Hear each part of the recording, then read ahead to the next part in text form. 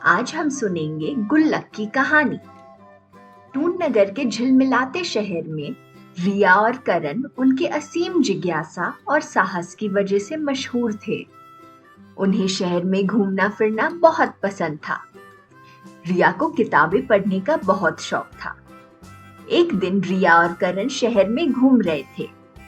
रिया पुस्तकालय के सामने आ रुकी। रिया ने करण से कहा, इतना अच्छा होता अगर हम पुस्तकालय के लिए कुछ नई किताबें खरीद सके, जिससे शहर के अधिकतर बच्चे उन किताबों का लुत्फ उठा सके। यह बात सुनकर करण की आंखें चमक उठी। उसने रिया से कहा, ये तो बहुत ही अच्छा विचार है। मैं भी इस काम में तुम्हारा साथ देना चाहता हूँ, पर हम किताबें कैसे खरीदेंगे? हमारे पास इतना पैसा तो नहीं है। कुछ देर सोचने के बाद रिया ने कहा, हम बचत करेंगे। करण यह सुनकर खुश हुआ। उसने कहा, हाँ, हम छोटी चीजों में बचत करके पैसा इकट्ठा कर सकते हैं। हम इन पैसों को रखने के लिए एक गुल्लक बनाएंगे।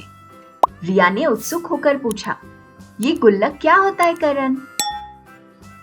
करण ने रिया को समझाते हुए कहा, हम एक छोटा बर्तन ले लेंगे जिससे हम बचाए हुए पैसे डालेंगे। जब गुल्लक भर जाएगा तब हम इन पैसों से किताबें खरीदेंगे। करण के सहयोग से रिया ने एक खाली बर्तन को एक रंगीन गुल्लक में बदल दिया, जिसका नाम उन्होंने लाइब्रेरी फंड रखा। साथ में उन्होंने उसे उजाले रंगों और चमकते हुए स्टिकर्स से सजाया। उस दिन से लेकर रिया और करण ने हर सिक्के को बचाने का फैसला किया। उसने अपनी इच्छाओं पर काबू रखा, बिना उल्टे सीधे खर्च करने की भी कसम खा ली।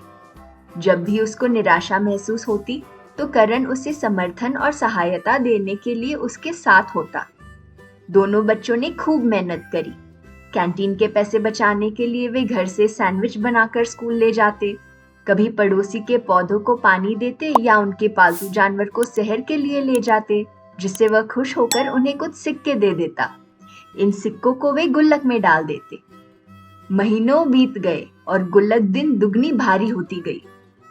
अंत में वह दिन आया जब गुल्लक का भंडार भर गया था। करण उसके साथ था जब उसने अपने सिक्कों को बिस्तर पर बाहर निकाला और उन्हें एक एक करके गिनने लगी।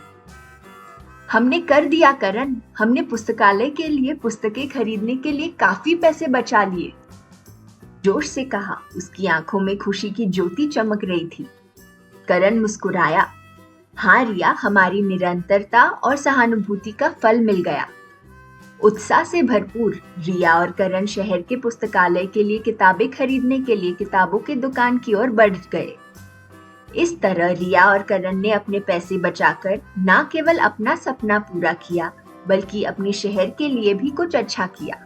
टून नगर का हर बच्चा बचत का महत्व समझ गया।